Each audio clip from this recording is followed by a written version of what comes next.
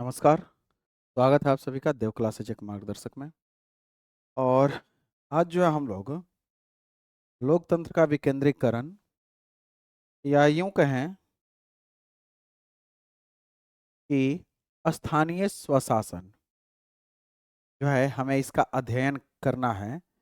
भारत में स्थानीय स्वशासन क्या है या local self government in India. तो यहाँ पर हेडिंग में डालेंगे आप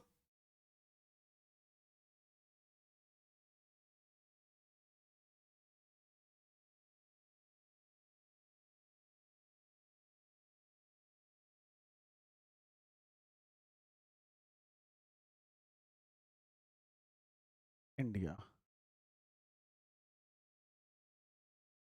अब कुछ चीज़ों को समझते हैं हम यहाँ पर, उसके बाद जो है हम आगे चर्चा करेंगे। तो सबसे पहली चीज कि स्थानीय स्वशासन जो है इसका अर्थ क्या होगा। तो एक व्यवस्थात्मक ढांचा,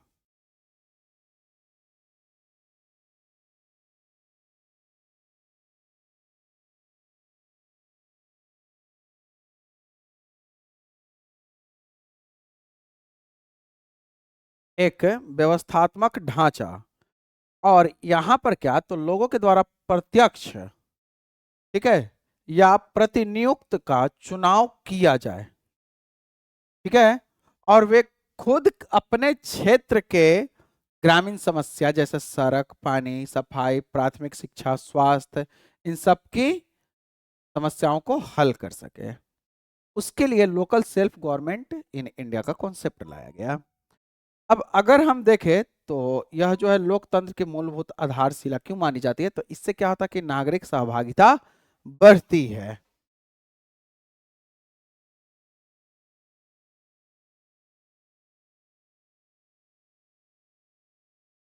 प्रशासन में नागरिक सहभागिता बढ़ती है। तो एक तो सबसे पहले ये। दूसरा, स्थानीय जरूरतों को जो है वो स्थानीय लोग ही सही से समझ सकते हैं। तो यहाँ पर एक और लिख सकते हो यहाँ पर। अच्छा, ये जो है ना, ये ध्यान रखना, स्थानीय जरूरत। अब ये स्थानीय जरूरत सड़क, पानी, बिजली की व्यवस्था, या फिर सफाई की व्यवस्था, प्रशासनिक व्यवस्था, शिक्षा की व्यवस्था, स्वास्थ्य केंद्र की व्यवस्था, ये सभी स्थानीय लोग ही समझ सकते हैं। तो यहाँ पर स्थानीय जरूरत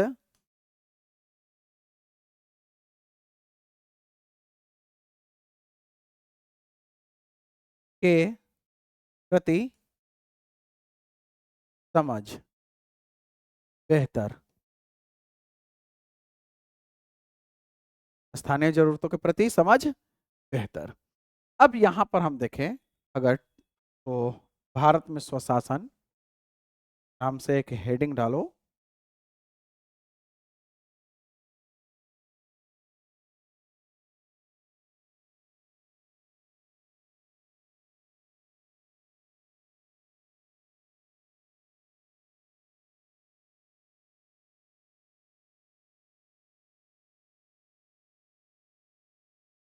भारत में स्वशासन या स्थानीय प्रशासन भी लिख सकते हो, इसको लिखो स्थानीय स्वशासन, ज्यादा अच्छा होगा।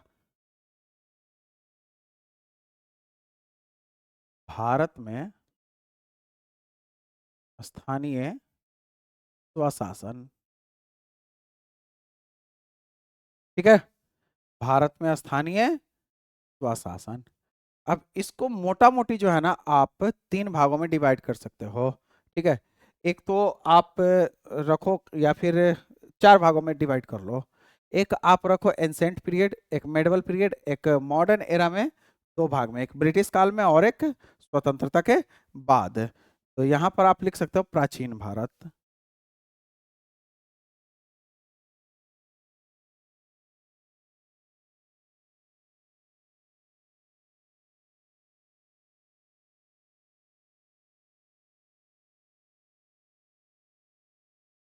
ठीक है, तो सबसे पहला प्राचीन भारत।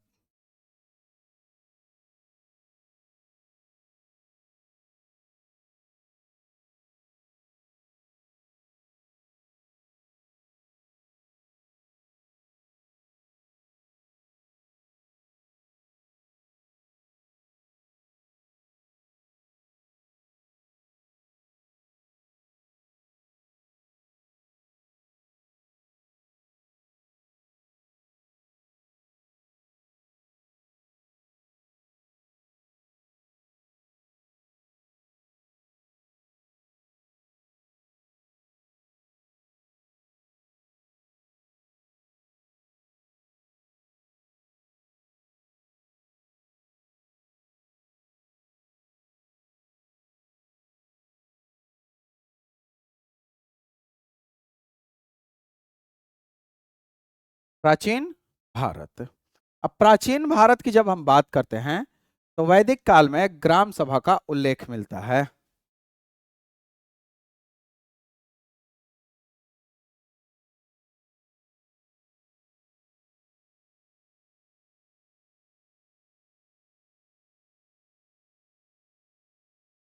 वैदिक काल में ग्राम सभा, ठीक है। तो एक तो हमें मिलता है उल्लेख वैदिक काल में ग्राम सभा का। उसके बाद महाजनपद काल में स्थानीय निकाय का हमें चर्चा मिलता है। और फिर जो है दक्षिण भारत में हमें खास तौर पर चोलों के समय में स्थानीय प्रशासन या स्थानीय स्वशासन की हमें चर्चा देखने को मिलती है।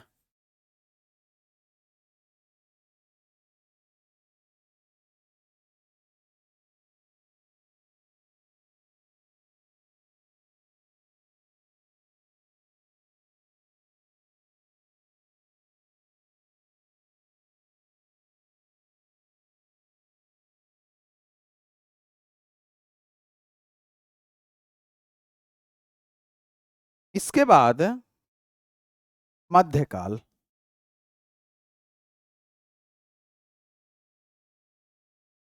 जब हम मध्यकाल की बात करते हैं तो यहां पर आपको ध्यान रखना है कि दिल्ली सल्तनत और मुगल काल में स्थानीय स्तर पर कई प्रशासनिक इकाइयां मौजूद थी। तो यहां पर लिखो आप मुगल मध्यकाल में आप डायरेक्ट लिखो 32 17th सेंचुरी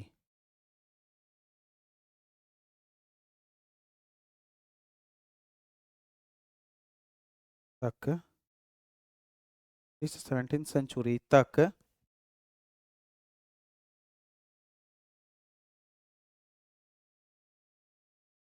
एक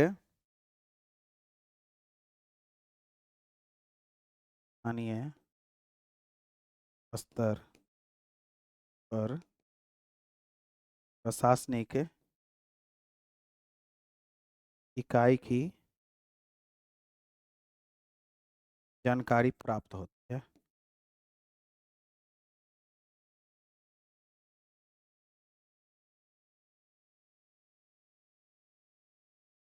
ठीक है। और फिर 1858 से 1947।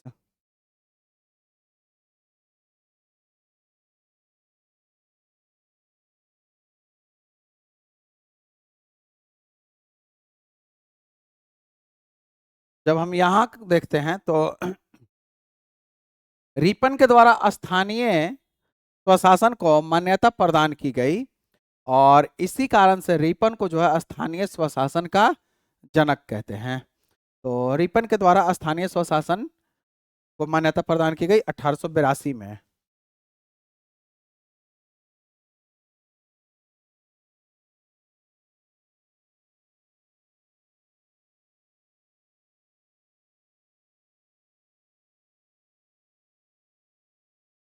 प्रशासन को मान्यता प्रदान की। और लास्ट लिखो आप 1947 के बाद।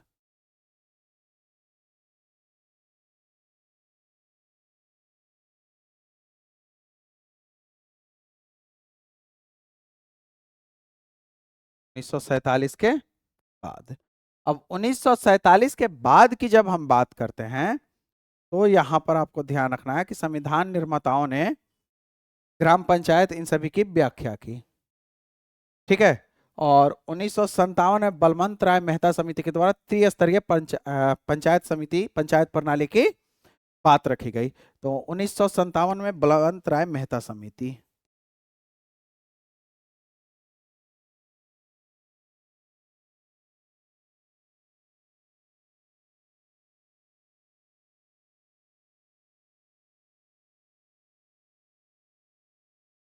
इतना मोटा मोटी आपको एक थोड़ा ध्यान में रखना। अब यहां से स्थानीय सरकार है क्या? तो यह गांव और जिला स्तर की सरकार होती है जो आम लोगों की सबसे करीब होती है। यह विकेंद्रीकरण और सहभागी लोकतंत्र को मजबूत आधार है। अब यहां पर रुक जाओ, अब इस चीज को जरा समझो।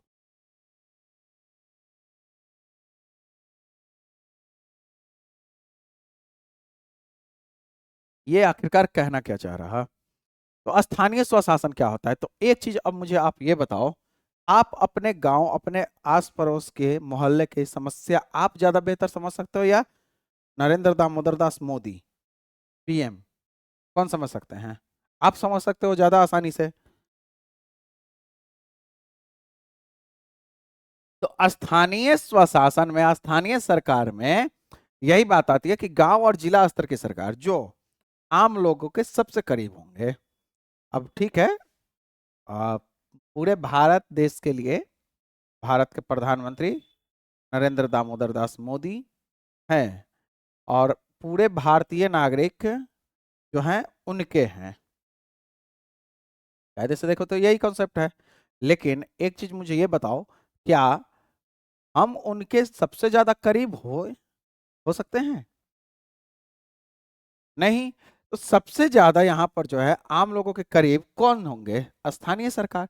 अब अगर वही हमारे सबसे ज्यादा करीब रहता, और अगर हमने यही एज्यूम कर लिया होता, हमने यही अगर मान लिया होता पहले से ही, संविधान निर्माता ने अगर इस चीज को मान लिया होता, तो मुझे यह बताओ कि क्या भारत में जो है फिर एमपी और ये जो विधायक होते हैं इन सभी की कल्पना होती? नहीं होती।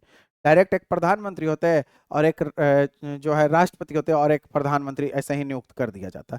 लेकिन नहीं, क्या किया गया कि भाई एक मीडिएटर को बनाओ जो हमारे लोकल्स की समस्या को सही से समझ सके, ध्यान रखना है। और तब जाकर के सांसद, विधायक ये सभी बनाए गए। ठीक है, तो ये ध्यान रखें। और तो वो एक क्या है कि जनता के प्रतिनिधि के रूप में चुने गए हैं, और फिर वो जाकर के लोकसभा में अपनी बात रखते हैं, हमारी बातों को जाकर के रखते हैं। तो इसीलिए कहा गया है कि यहाँ पर जो है ना विकेंद्रीकरण जरूरी है। क्यों जरूरी है? क्योंकि गांव और जिला स्तर की सरकार जो होती है या आम लोगों के, आम पब्लिक के ज्यादा करीब होती है, और इसलिए ये समस्या को ज्यादा आसानी से समझ सकते हैं। अतः इसीलिए संसद का जब नीचे तक फॉर्मेट आता है तो उसको विकेंद्रीकृत कर दिया जाता है, ताकि ग्राम सभा और पंचायत जैसे संस्थाओं का निर्माण हो सके, और आम लोग की जो भी समस्याएं हैं उसका समाधान आसानी से, जल्दीबाजी में किया जा सके, जल्द से जल्द किया जा सके। अब हमें स्थानीय सरकार की आखिरकार आवश्यकता क्यों है? अगर ये कोई पूछे आपसे कि बताइए हमारे लिए स्थानीय सरकार की आवश्यकता आखिरकार क्यों है, तो हम क्या क्या रख सकते हैं? स्थानीय ज्ञान, तो सटीक ज्ञान लोकतांत्रिक निर्णय लेने के लिए यह आवश्यक होता है, इसलिए हमें स्थानीय सरकार की आवश्यकता है। तो ये ध्यान रखें कि हमें स्थानीय सरकार की आवश्यकता क्यों है। तो स्थानीय ज्ञान यानी कि सटीक ज्ञान और लोकतांत्रिक जो निर्णय है उसको लेने में आवश्यक। उसके बाद दूसरा, कुशल प्रशासन। तो यहां पर यह ध्यान रखना है कि समस्याओं को जल्दी और कम लागत में हल करना हो, इसके लिए कुशल प्रशासन की आवश्यकता पड़ती है। अतः हमने स्वशासन को अपनाया, स्थानीय सरकार को अपनाया। स्थानीय हितों की रक्षा। अब एक चीज मुझे बताओ कि क्या एक ही, जैसे मान लो कि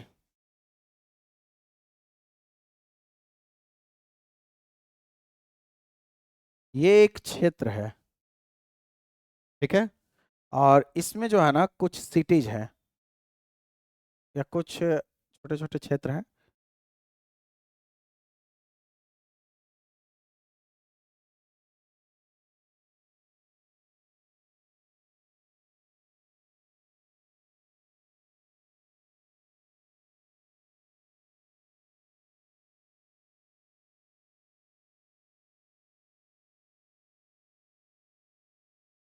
मान लो कि ये सभी, ठीक है, एक मानो कि ये एक कंट्री है, या एक मानो कि एक राज्य है, चलो राज्य मानो, यह जो है एक राज्य है।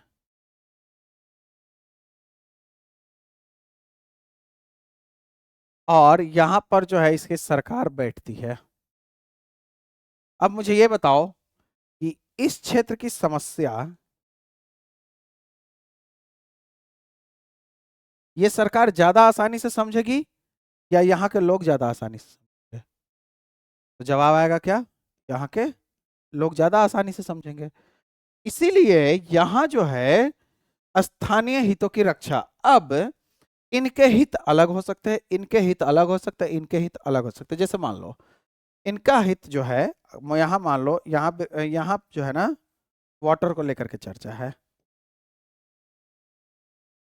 ठीक है, यहाँ यहाँ हॉस्पिटल को लेकर के, यहाँ पर स्कूल। अब जहां जो चीज मैं नहीं लिख रहा हूं वहां वो चीज उपलब्ध है या नहीं? ठीक है। यहाँ प्रदूषण की समस्या ज्यादा है, बाकी सारी चीजें तो ठीक है, प्रदूषण बहुत ज्यादा है। ठीक है। अब ये बताओ, और इसी तरीके से सभी जगह पर कुछ ना कुछ समस्याएं हैं। अब ये बताओ कि सभी समस्याएं सरकार के पास पहुंच गई, तो सरकार ने एक लागू कर दिया कि पूरे राज्य में प्रदूषण ऐसे कर दो, स्कूल स्थापित करो, ये करो वो करो। तो क्या ये उचित होगा, या फिर ये उचित होगा कि स्थानीय समस्याओं को देखते हुए चलें? बोलो। तो हमारे जो हित है, अगर मान लो हम और आप यहाँ रह रहे हो, तो हमारे हित क्या है कि वाटर की कमी है, गंदे पानी हमें मिल रही है, तो उसको जो है समाधान किया जाए, उसका कुछ सॉल्यूशन निकाला जाए। तो ये हमारे हित हुए हैं। इसीलिए जो स्थानीय सरकार होती है ना, वो स्थानीय हितों पर चर्चा करती है, स्थानीय विकास और जरूरतों पर चर्चा करती है और उसको देखती है। साथ ही साथ सार्थक जवाब, तो आम नागरिकों की सक्रिय भागीदारी इससे सुनिश्चित होती है।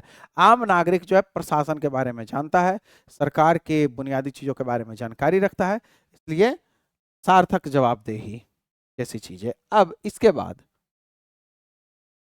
ऐतिहासिक जरे अगर हम देखें, तो स्वशासी ग्राम समुदाय पंचायत जैसी चीजें प्राचीन काल में मौजूद थी, और रिपन की पहल से निर्वाचित स्थानीय बोर्डों का निर्माण हुआ। 1919 से 1935 भारत सरकार अधिनियम के तहत प्रांतों में ग्राम पंचायतों की स्थापना की बात हुई।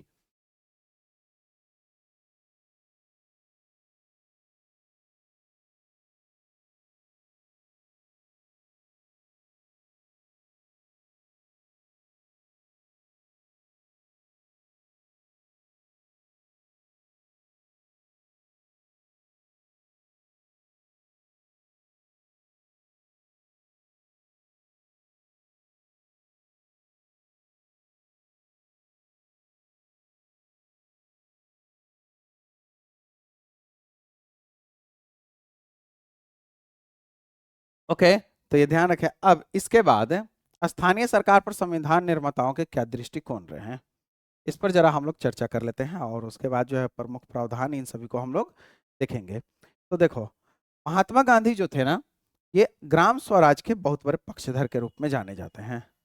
बापू ग्राम स्वराज के पक्षधर थे, और उनका मानना था कि स्वतंत्रता की शुरुआत गांव से होनी चाहिए।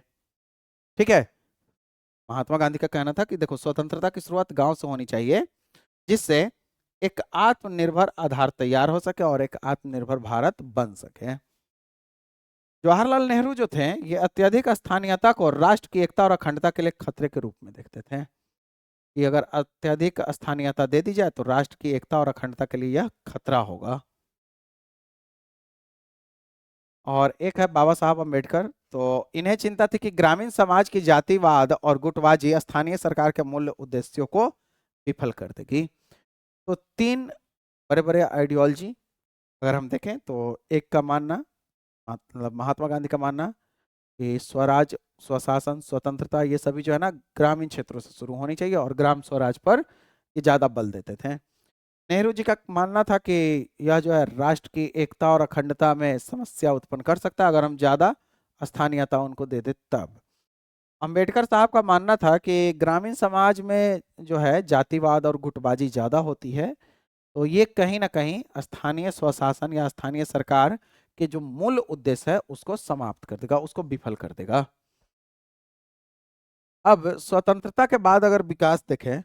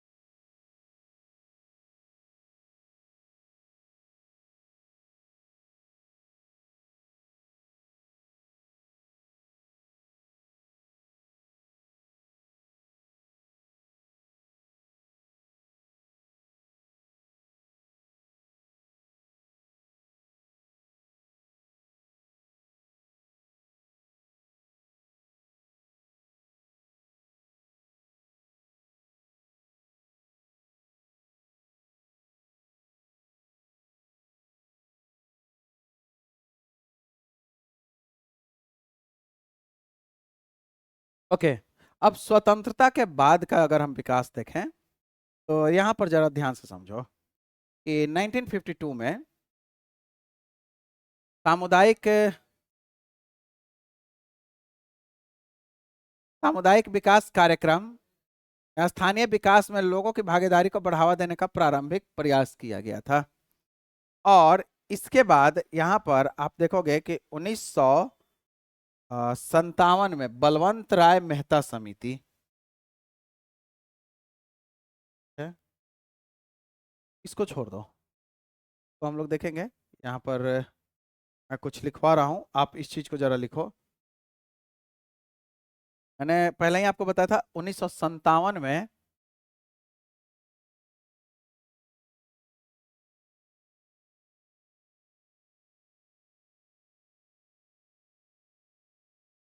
बलवंत राय मेहता, ठीक है, बलवंत राय मेहता समिति ने त्रिस्तरीय पंचायत प्रणाली,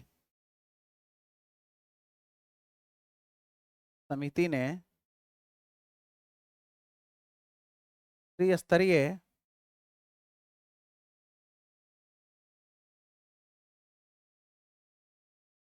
पंचायत प्रणाली की सिफारिश की। और ये जो सिफारिश थी, ये जरा ध्यान रखना आप कि सिफारिश की, और ये जो त्रिस्तरीय था ये किस तरीके से था। तो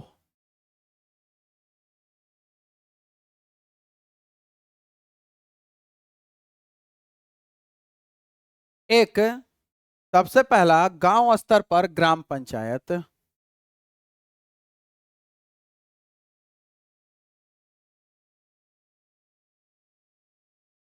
ग्राम पंचायत गांव स्तर पर, और इसके बाद पंचायत समिति जो कि ब्लॉक स्तर पर होगा।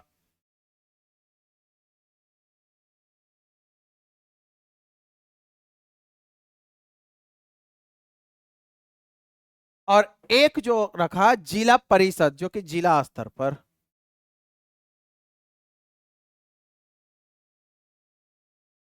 ठीक है, तो ये त्रिस्तरीय ढांचा बलवंत राय मेहता समिति के तहत निकल कर आया। और 1959 में पहली बार इस व्यवस्था को पंचायती राज व्यवस्था के नाम से राजस्थान में लागू किया गया। तो इन 1959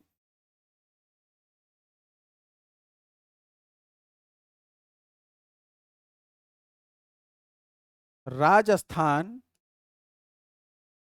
में लागू, ठीक है, राजस्थान में 1959 में लागू कर दी गई। और इसके बाद ये है एक 1978 की अशोक मेहता समिति, 1978 अशोक मेहता समिति। एक चीज ध्यान रखना, आपसे ये पूछा जा सकता है प्रश्न कि बलवंत राय मेहता समिति किस चीज के लिए था या किस क्षेत्र से संबंधित था। बैंक, अर्थव्यवस्था को लेकर के, बैंकिंग सुधार को लेकर, मतलब औद्योगिक क्षेत्र को लेकर के, या फिर पंचायत को लेकर के, तो पंचायत को लेकर के। इसके बाद अशोक मेहता समिति 1978, ठीक है, और जी वी के राव समिति 1985, जी वी के राव समिति 1985, और इसके बाद एल एम सिंघवी समिति 1986।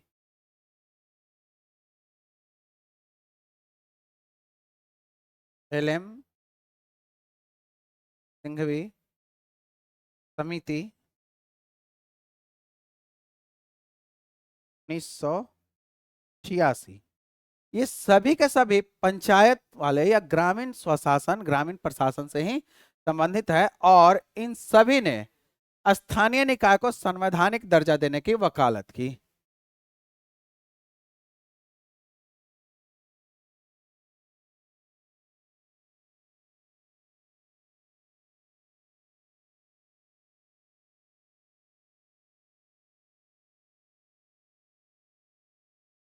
देने की वकालत की। ठीक है, यहां तक आप मोटा मोटी ध्यान में रखेंगे। और इसके बाद 1992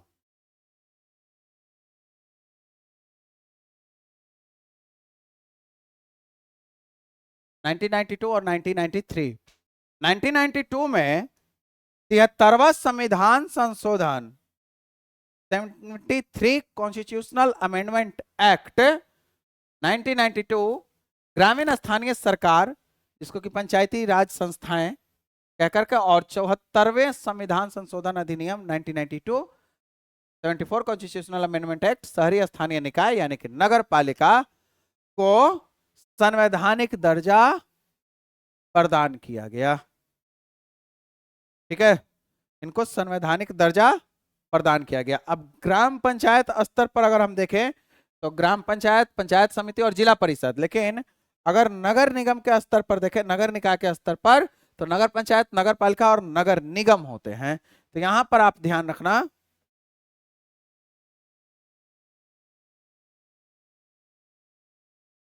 यहां कौन कौन होता है? नगर पंचायत, नगर पालिका, नगर निगम।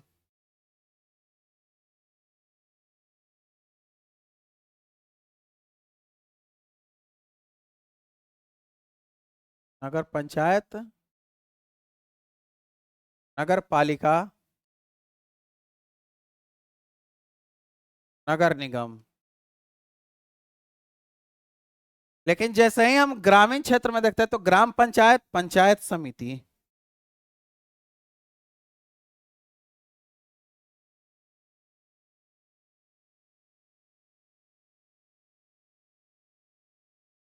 ग्राम पंचायत,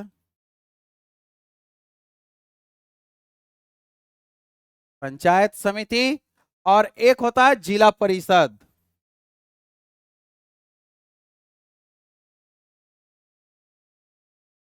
तो इन ढांचों को संवैधानिक दर्जा प्रदान कर दिया गया और 1993 राज्यों द्वारा अपनाया जाना। और चूंकि स्थानीय सरकार राज्य सूची का विषय है, अतः सभी राज्यों ने 1 वर्ष के भीतर अपने कानूनों को इस नए संवैधानिक ढांचे के अनुरूप बदल दिया। तो ये आप ध्यान रखना है कि स्थानीय सरकार कौन सा विषय, तो राज्य सूची का विषय। स्थानीय सरकार कौन सा विषय? राज्य सूची का विषय।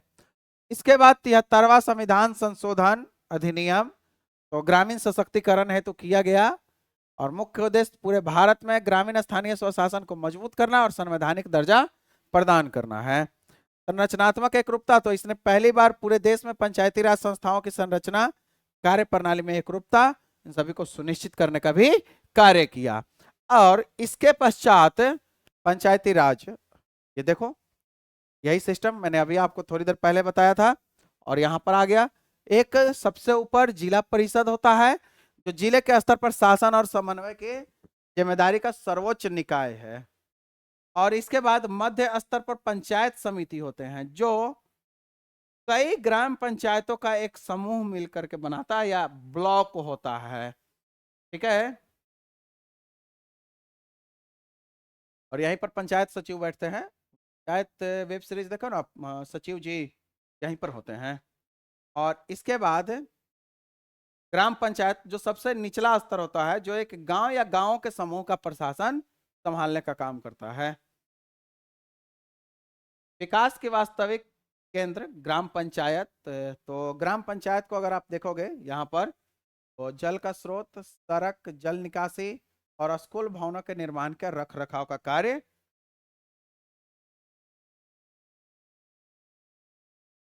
और गांव में रोजगार पैदा करने वाली सरकारी योजनाओं का क्रियान्वयन, जैसे मनरेगा, अब उसका नाम क्या कर दिया गया? PBG राम जी। ठीक है, PBG राम जी उसका नाम कर दिया गया, मनरेगा का नाम। और ये जो है गांव में रोजगार पैदा करने वाली जो सरकारी योजनाएं होती है ना, उनका क्रियान्वयन करवाता है और स्थानीय कर, टैक्स लगाता है और वसूलने का भी कार्य करता है। के लिए धन का स्रोत क्या क्या होता है? तो मकान और बाजारों पर टैक्स, जनपद और जिला पंचायतों के माध्यम से प्राप्त सरकारी योजना निधि और सामुदायिक कार्यों के लिए दान जो प्राप्त होता है, ये इसका धन का स्रोत होता है, ग्राम पंचायत का। ग्राम सभा का गठन अगर हम देखें तो अनिवार्य प्रावधान है, और ये ध्यान रखिएगा यहां पर 23 कॉन्स्टिट्यूशनल अमेंडमेंट एक्ट ने ग्राम सभा के निर्माण को अनिवार्य कर दिया। और इसके सदस्य कौन होते हैं, तो 18 वर्ष या उससे अधिक आयु के सभी वयस्क जो पंचायत क्षेत्र में मतदाता के रूप में पंजीकृत हैं, वे ग्राम सभा के पदेन सदस्य होते हैं। ठीक है, ये ध्यान रखिएगा। सदस्यता किनके पास होती है, तो 18 वर्ष या उससे अधिक आयु के सभी वयस्क जो पंचायत क्षेत्र में मतदाता के रूप में पंजीकृत हों, वे ग्राम सभा के पदेन सदस्य होते हैं। अब जवाबदेही अगर सुनिश्चित की जाए तो कौन होता है, तो ग्राम सभा का महत्वपूर्ण भूमिका होता है, जैसे चुने हुए प्रतिनिधियों पर नजर रखना और उन्हें जनता के प्रति जवाबदेह बनाना। ग्राम सभा का यह कार्य होता है एक तरीके से कि चुने हुए प्रतिनिधि जो हैं उन पर नजर बनाए रखें और जनता के प्रति वो जवाबदेह रहें, यह भी देखना है। उसके बाद है कि निगरानी और धन के दुरुपयोग और लोगों के पक्षपातपूर्ण व्यवहार को भी रोकने का कार्य करना, और योजनाओं की समीक्षा और पंचायत के सभी कार्य योजना और लोगों के सामने रखी जाती है, और उसकी जो है फिर समीक्षा की जाती है कि ये योजनाएं सही से हमारे यहाँ चल रही है, नहीं चल रही है, इन सभी के बाद। तो यही जो है ग्राम सभा की महत्वपूर्ण भूमिका होती है। और शक्तियों का वास्तविक हस्तांतरण 11वीं अनुसूची और अनुच्छेद 243 जी राज्य सरकार से पंचायती राज संस्थाएं, तो कृषि, ग्रामीण आवास, पेयजल, सड़कें। शक्तियों का वास्तविक हस्तांतरण राज्य के कानून पर निर्भर करता है, और प्रत्येक राज्य तय करता है कि 29 में से कितने विषय स्थानीय निकाय को सौंपे जाए।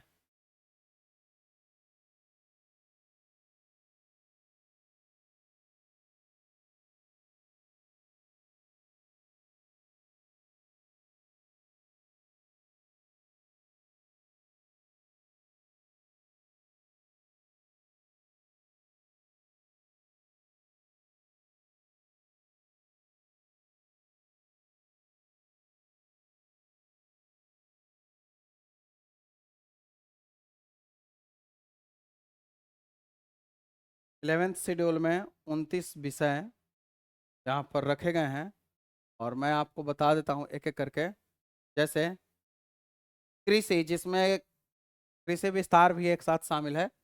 भूमि सुधार, भूमि समेकन, मृदा संरक्षण दूसरा। तीसरा है लघु सिंचाई, जल प्रबंधन और जल संभरण का विकास। चौथा पशुपालन, दूध उत्पादन, मुर्गी पालन। पांचवा मत्स्य पालन। छठा है वानिकी और कृषि वानिकी। सातवां है लघु वन उत्पादन। आठ खाद्य प्रसंस्करण उद्योग, लघु उद्योग सभी इसमें। उसके बाद 9 खादी, ग्राम और कुटीर उद्योग। 10 ग्रामीण आवास। 11 पेयजल। 12 ईंधन और चारा। 13 सड़कें, पुलिया, पुल, नौकाएं, जल मार्ग, संचार के अन्य साधन। 14 ग्रामीण विद्युतीकरण, बिजली का वितरण वगैरह सब। 15 गैर पारंपरिक ऊर्जा स्रोत। 16 गरीबी उन्मूलन कार्यक्रम। 17 प्राथमिक और माध्यमिक विद्यालयों सहित शिक्षा। 18 तकनीकी प्रशिक्षण, व्यवसायिक शिक्षा। 19 वयस्क और अनौपचारिक शिक्षा। 20 पुस्तकालय। 21 सांस्कृतिक गतिविधि। 22 बाजार और मेले। 23 स्वास्थ्य और स्वच्छता, जिसमें अस्पताल, प्राथमिक स्वास्थ्य केंद्र और औषधालय शामिल है। 24 में परिवार कल्याण। 25 में महिला बाल विकास। 26 सामाजिक कल्याण, जिसमें कि दिव्यांग, मानसिक रूप से मंदबुद्धि व्यक्तियों के कल्याण भी शामिल। 27 में कमजोर वर्ग, विशेषकर अनुसूचित जाति और जनजाति के कल्याण। 28 सार्वजनिक वितरण प्रणाली, और 29 सामुदायिक संपत्तियों का रख रखाव। कुल मिलाकर के 29 विषय 11th शेड्यूल में शामिल किए गए हैं 11वीं अनुसूची में। लेकिन इन 29 विषयों के बारे में कहा गया कि पंचायती राज संस्थाओं का होना चाहिए, लेकिन यहां आपको ध्यान रखना है कि 29 में से कितने विषय पंचायती राज व्यवस्थाओं को सौंपनी है, वो डिसाइड अलग अलग स्टेट अपने हिसाब से करते हैं। ठीक है, ये ध्यान रखना। जैसे बिहार 29 का 29 दे दे, उत्तर प्रदेश 29 में से 7 दे, वो उसके समस्या है। ठीक है, तो ये ध्यान रखना है कि 11th शेड्यूल में कुल मिलाकर के 29 विषय रखे गए हैं, लेकिन वह 29 विषय पंचायती राज संस्थाओं के लिए है, और उनको सौंपना है कितना, किस किस हिसाब से सौंपना है या नहीं सौंपना है, और सौंपना है तो पूरा का पूरा सौंपे, आधा सौंपे, या एक सौंपे, या 4 सौंपे, ये जो होगा अधिकार ये राज्य का होता है। ठीक है, तो राज्य तय करता है, अलग अलग राज्य अपना तय करते हैं। इसके बाद है 74th कॉन्स्टिट्यूशनल अमेंडमेंट एक्ट, शहरी स्थानीय निकाय। तो भारत की 31% आबादी 2011 के जनगणना के अनुसार शहरों में निवास कर रही है, और भाग 9 का अगर हम परिचय देखें तो बढ़ती शहरी आबादी के प्रशासन के लिए नगर पालिकाओं को पूर्ण संवैधानिक दर्जा प्रदान किया गया। और अगर हम देखें तो कई मायनों में 73 जो कॉन्स्टिट्यूशनल अमेंडमेंट एक्ट है उसी का दोहराव है, लेकिन विशेष रूप से शहरी क्षेत्र के लिए डिजाइन किया गया है, इसीलिए इसके लिए अलग संविधान संशोधन अधिनियम 74 किया गया। अर्बन लोकल बॉडीज, शहरी कार्यों का हस्तांतरण 12वीं अनुसूची, तो 18 विशिष्ट कार्य हैं 12वीं अनुसूची में, और अनुच्छेद इसके लिए 243W।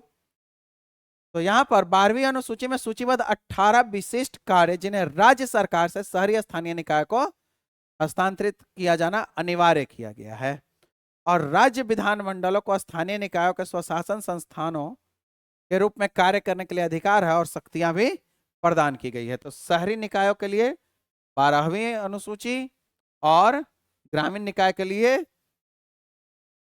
11वीं अनुसूची।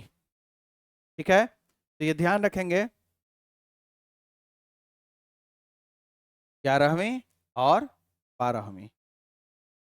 अब नगर निगम का वित्त पोषण अगर हम देखें तो यह जो है प्रॉपर्टी टैक्स, तो नगर निगम की आय का सबसे बड़ा हिस्सा तकरीबन 25 से 30% यह जो है ना संपत्ति कर से आता है, और संपत्ति के आकार के आधार पर इसको लगाया जाता है, इस टैक्स को। ऐसा नहीं कि सबके लिए एक बराबर है, नहीं।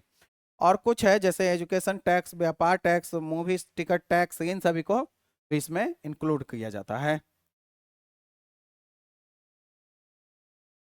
अब यहाँ पर जरा ध्यान से समझना, ग्रामीण और शहरी निकाय के नियम, तो तीनों स्तर पर जनता द्वारा सीधे चुनाव किया जाता है, ताकि किसी भी प्रकार का पक्षपातपूर्ण भेदभाव ये सभी ना किया जा सके।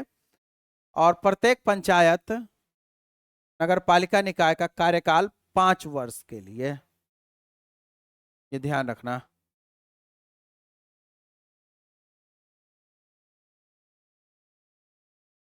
एक और यहां पर महत्वपूर्ण जानकारी ध्यान में रखेंगे आप, यदि राज्य सरकार 5 साल से पहले पंचायत को भंग करती है तो विघटन की स्थिति में 6 महीने के भीतर चुनाव कराना अनिवार्य है। ठीक है, यहां पर ध्यान रखें, यदि राज्य सरकार 5 साल से पहले पंचायत को भंग कर देती है तो इसके बाद 6 महीने के भीतर यहां पर चुनाव कराना अनिवार्य हो जाता है। इसके बाद है हाशिए के वर्गों के ऐतिहासिक सशक्तिकरण, जैसे महिलाएं, तो सभी स्तरों पर 1/3 1/3 सीटें जो है ना, और अध्यक्ष पद महिलाओं के लिए आरक्षित किए गए हैं, SC ST OBC श्रेणियों के भीतर भी। ठीक है, महिलाओं के लिए आरक्षण। अब इससे क्या होगा, तो अनुसूचित जाति और जनजाति के लिए उनकी जनसंख्या के अनुपात में तीनों स्तर पर आरक्षण मिल गया। और यदि राज्य सरकार आवश्यक समझे तो अदर बैकवर्ड क्लास, जिनको कि हम OBC कहते हैं, के लिए भी आरक्षण का प्रावधान करने के लिए स्वतंत्र है, वो कर सकता है। और राज्य चुनाव आयोग इसके लिए कार्य करता है, जैसे प्राथमिक कार्य तो पंचायती राज और शहरी संस्थाओं के स्वतंत्र और निष्पक्ष चुनाव करवाना। CM का चुनाव कौन करवाता है? केंद्र चुनाव आयोग। ठीक है, तो केंद्र में चुनाव आयोग है वो, और राज्य के लिए तो स्टेट इलेक्शन कमीशन यानी कि राज्य चुनाव आयोग। तो राज्य सरकार द्वारा एक राज्य चुनाव आयुक्त की नियुक्ति की जाती है, यह एक स्वतंत्र अधिकारी होता है और भारत के चुनाव आयोग के नियंत्रण में नहीं होता है, जरा ये ध्यान रखना। भारत का इलेक्शन कमीशन ऑफ इंडिया जो है वो PM, राष्ट्रपति, उपराष्ट्रपति, CM, इन सभी के चुनाव की व्यवस्था करवाता है। लेकिन जो यहाँ पर स्टेट इलेक्शन कमीशन जो होता है, यह इलेक्शन कमीशन ऑफ इंडिया के अधीन नहीं होता, उसके नियंत्रण में नहीं होता है। यह एक अलग बॉडी होती है और जो कि राज्य सरकार द्वारा एक राज्य चुनाव आयुक्त की इसमें नियुक्ति की जाती है, और वही जो है स्थानीय लेवल की चुनाव करवाने के लिए जिम्मेवार है। राज्य वित्त आयोग, तो राज्य सरकार द्वारा हर 5 साल में अनिवार्य रूप से गठित किया जाता है। और वित्तीय जांच अगर हम देखें तो यह आयोग स्थानीय स्वशासन, ग्रामीण और शहरी दोनों के वित्तीय स्थिति और स्वास्थ्य की जांच करता है। ठीक है। और राजस्व का वितरण अगर हम देखें तो यह राज्य और स्थानीय निकायों के बीच तथा ग्रामीण और शहरी निकायों के बीच राजस्व का उचित वितरण की समीक्षा भी करता है। तो इतना जो है मोटा मोटी आप ध्यान में रखें। और पेशा 1996 आदिवासी क्षेत्रों में विस्तार के लिए, तो 73वें संविधान संशोधन के प्रावधान कई राज्यों के आदिवासी क्षेत्रों में लागू नहीं होते हैं, और इसके लिए 1996 में अलग से अधिनियम लाया गया जिसको ग्राम सभा की सर्वोच्चता। तो इन क्षेत्रों में ग्राम सभा को विशेष शक्तियां दी गई। निर्वाचित पंचायतों को कई महत्वपूर्ण मामलों में ग्राम सभा की सहमति लेनी पड़ती है। और इसका मूल दर्शन यही है कि आधुनिक निर्वाचित निकायों की शुरुआत करते हुए स्वशासन की स्थानीय परंपराओं और संस्कृति की रक्षा करना और यह विविधता का सच्चा सम्मान के रूप में देखा जाता है। तो पेशा क्यों लाया गया? तो वैसे आदिवासी क्षेत्र जहां पर 23 कॉन्स्टिट्यूशनल अमेंडमेंट एक्ट लागू नहीं होता, वहां के लिए पेशा लाया गया ताकि वहां भी जो है इसका विस्तार किया जा सके, स्थानीय स्वशासन का विस्तार किया जा सके। ओके, तो यहाँ तक ये हो गया। अब जो नेक्स्ट टॉपिक होगा हमारा वो होगा हमारा दबे कुचले जो समूह है, ठीक है, और जिनके साथ समस्या है, हाशिए पर समूह जो होते हैं उनके बारे में होगा। तो मिलते हैं अब हम लोग नेक्स्ट क्लास में, तब तक के लिए आप सभी का बहुत बहुत धन्यवाद। Thank you, have a nice day.